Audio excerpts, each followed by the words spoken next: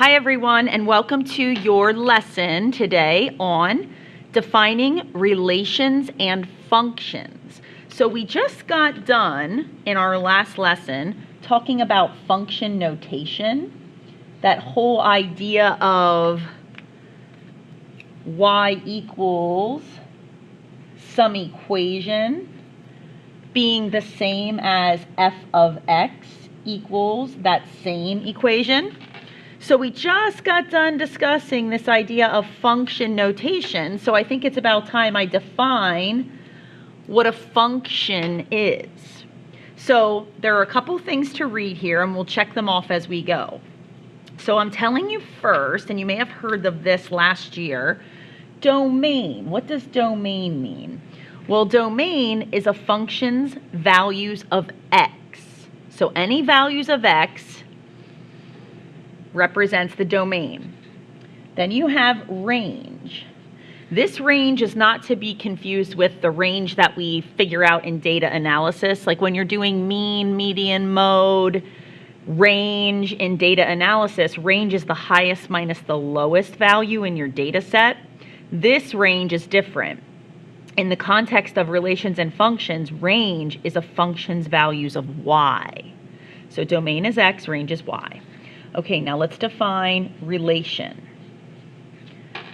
A pairing of the numbers in the domain with the numbers in the range. So it's a pairing of the x's and the y's. A relation is represented as a set of ordered pairs, x, y. So we've been dealing with lots of ordered pairs as we've been working on our graphs. So we've been dealing with relations a lot. So what then is a function? Well, a function is a special type of relation in which each value of the domain, x, is paired with exactly one value in the range, y. In simple terms, x cannot repeat. And I put a little hint here, there can be no cheating by your x. And I'm going to show you how that plays out in the examples I have below. So let's take a look at example A. And what example A says is compare. And they're having me compare two relations. So remember how it said a relation is represented as a set of ordered pairs? Well, here's your first set. I'm going to circle it. You can see 4 ordered pairs in this set here. And here's a different set. This is a different relation. Okay?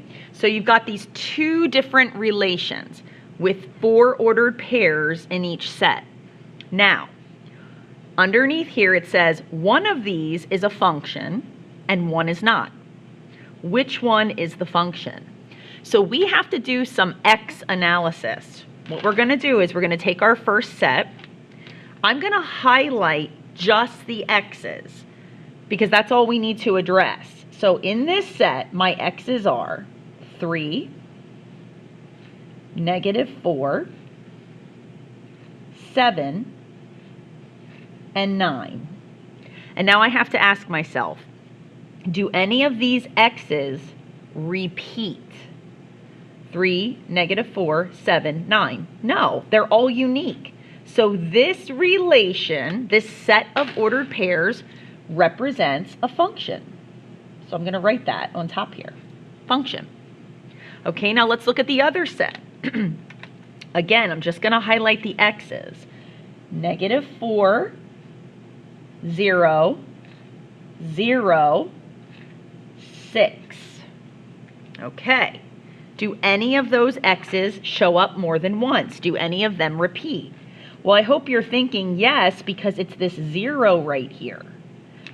Right here, we have a repeater. So this is not a function. And that's how easy it is. One was a function, one was not, and we identified it. Simple. Okay, let's look at example B. It says below are input-output tables. Now, let's remember, input would be your x, output would be your y. So these are the x's and these are the y's. Determine whether the table represents a function. Okay, well, as you can see, we have a pairing here. We have a relation going on because we're pairing x's with y's. So the input of 1 pairs with the output of 5. So that's going to create the ordered pair 1, 5.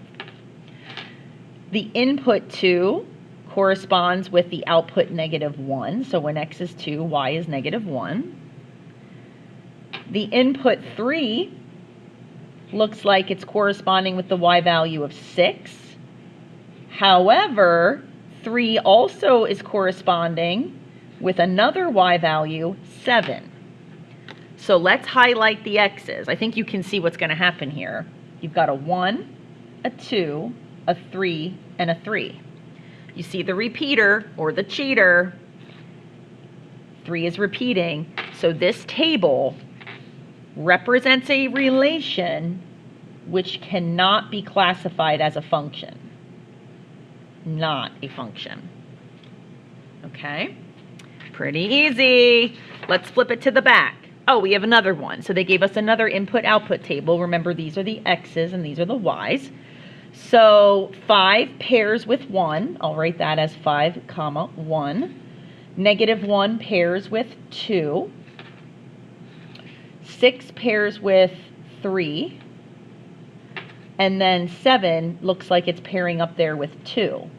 Now what's interesting is, well, let me tell you what's interesting in a second. First, let's determine if it's a function. Let's analyze those x's. So we have a 5, a -1, a 6, and a 7. Any repeaters?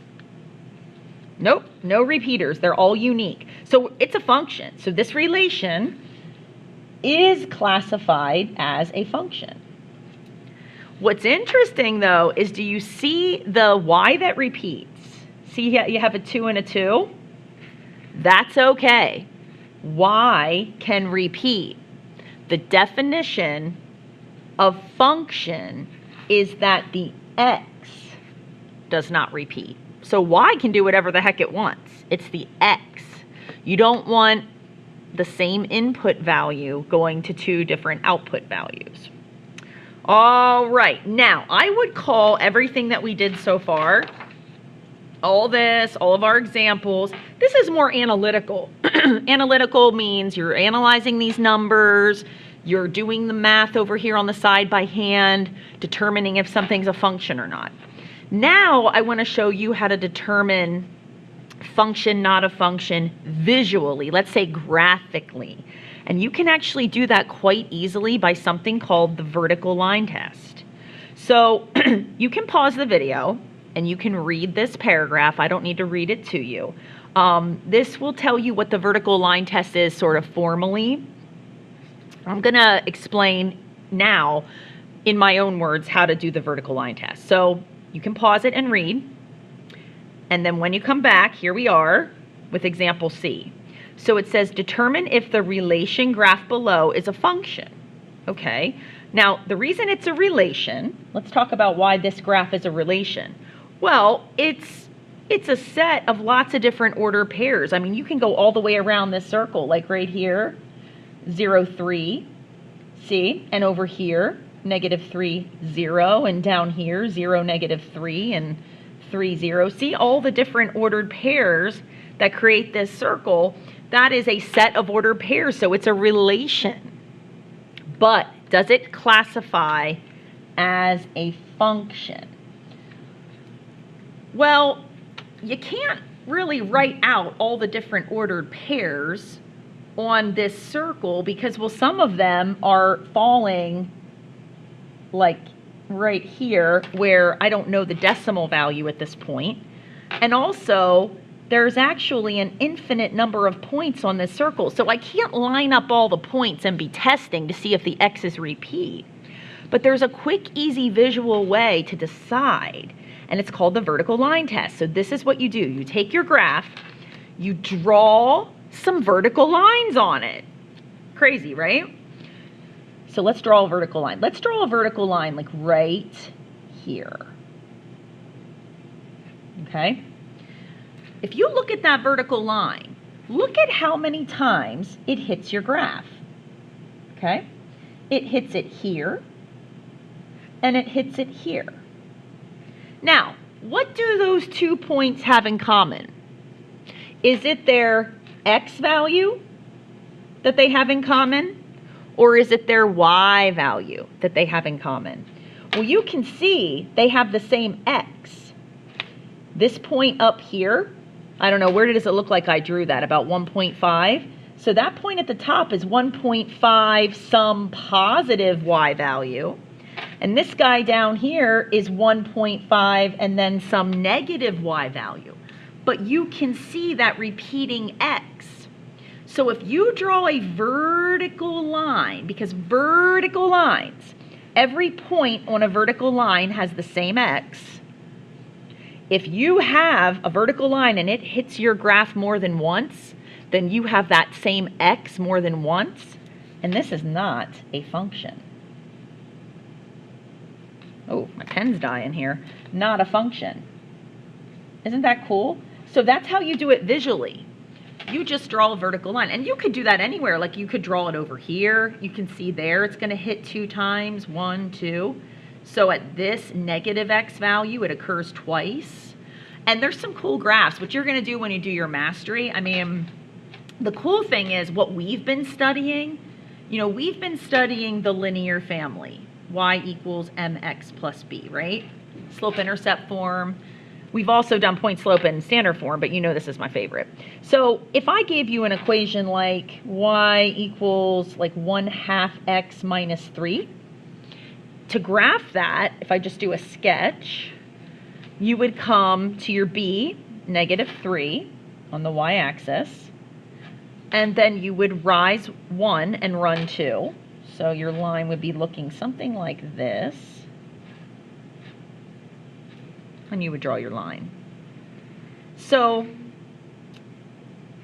this is most certainly a function. This relationship between x and y is a function, because if you do your vertical lines anywhere on here. Today is Wednesday, November 15th. It's labeled day 2, and it's an early dismissal today. Birthdays for today are Hannah Coonan. It's only going to hit once. See how every vertical line I draw only hits once? Sorry, I'm talking over the loudspeaker. This makes it a function. So we have been studying linear functions. Austin Ryder. Okay, thanks for watching.